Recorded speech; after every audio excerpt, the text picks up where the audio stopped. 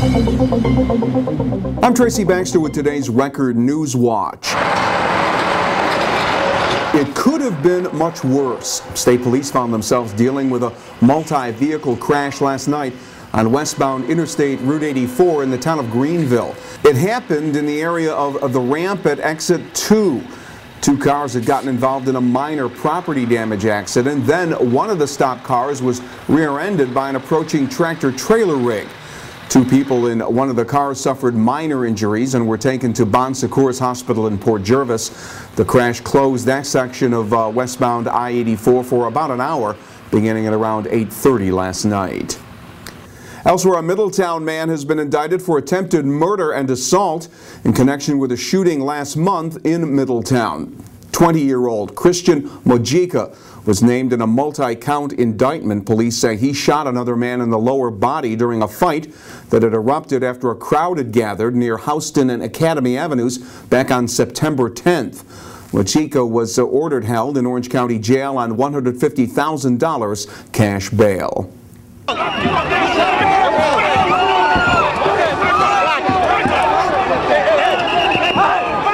Things took a violent turn during last night's Occupy Wall Street march and rally in Manhattan as police arrested 23 protesters after they had rushed the police barricade at Broadway and Wall Street. One of the protesters was charged with riot. Most of the others were arrested for disorderly conduct. The violence followed an otherwise peaceful march that included members of labor unions, including Teamsters Local 445 in Newburgh. This was one of a series of rallies by those speaking out against corporate greed and the lack of jobs resulting from the current economic climate.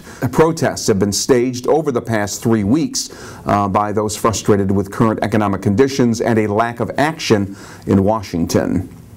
The poor job market was at the core of several protests on college campuses yesterday. At SUNY Sullivan, about 200 students, many of them who say they've been feeling exploited, gathered on the Loch Sheldrake campus to speak out against corporate greed and influence, plus the lack of jobs and aid cuts for needy students. I want to know if everybody here is okay with your tax money being spent to help billionaires keep their billions. No! Do you want to keep paying for people to drive cars that you could never afford? Do you work hard to help Wall Street? Organizers said they decided to stage the walkout as a show of solidarity after watching the Wall Street protests. Students said they support the Occupy Wall Street declaration that accuses corporations of attacking collective bargaining rights and corrupting the political system with large donations to public officials. The often silent crime of domestic violence was put up front and center in the city of Newburgh today as the organization Safe Homes of Orange County brought the Clothesline Project to the city. It's a display of t-shirts created by domestic violence victims and survivors as a way to break the silence. It is a provocative, in-your-face opportunity for public members and citizens to come and walk the line and to breathe in the words of the t-shirts. Some are about hope, some are about survival, and some are about mourning the loss of the women we have lost in this county due to the intimate partner violence. Joanne Shipley of New Windsor helped create a personalized t-shirt that paid tribute to her daughter. The shirt is for my daughter Stephanie, who was killed in Texas by her husband in 2006 on the 14th of this month. And her daughter was only 2. She's with me. And Stephanie will turn 29 on the 18th of this month.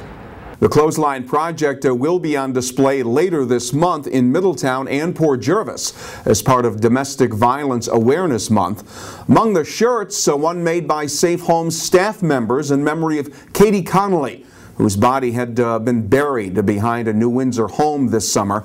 Her boyfriend now faces a second-degree murder charge. A Rosendale man will be in court next Tuesday following his arrest on charges he intentionally injured a 7-month-old child. 24-year-old Jason Wells was charged with felony assault and endangering the welfare of a child following an investigation by the Ulster County Family Violence Unit. Wells is accused of causing a number of injuries to the face and head of the baby that was left in his care by the baby's mother. Wells was ordered held on $15,000 bail. And if an international preservation group has its way, the Orange County Government Center won't be demolished. The World Monuments Fund has come out with a 2012 watch list of endangered sites around the world. And the controversial Government Center building in Goshen is one of 67 structures on its list. The future of the now closed building is currently in doubt due to damage from the recent storms. The Monuments Fund calls it one of architect Paul Rudolph's greatest achievements and, quote, a testament to the era of late modernism. There was frost in some parts of our region overnight, but it will warm up around here this weekend. Tomorrow will be sunny and pleasant with temperatures reaching the 65 to 70 degree range. More sunshine on Saturday with the highs in the upper 70s to around 80 degrees. Temperatures will climb into the 80s on Sunday.